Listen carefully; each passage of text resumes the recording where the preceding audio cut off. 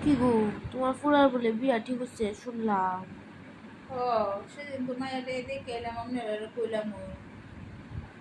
মোটামুটি তো বিয়া ঠিক ফুলার তো বিয়া করানো লাগবো ফুলা বড় হয়েছে ফুলার তো বিয়া করানো ফুলার কিন্তু বয়রা তোমার হবো যে শাশুড়ি মা তাইনে তো একটু বেশি ওই ঝগড়াটা তাইনে বিয়া বাড়ির মধ্যে কি আবার ক্যাসাল মেসাল লাগাই রেখে দিব বিডি।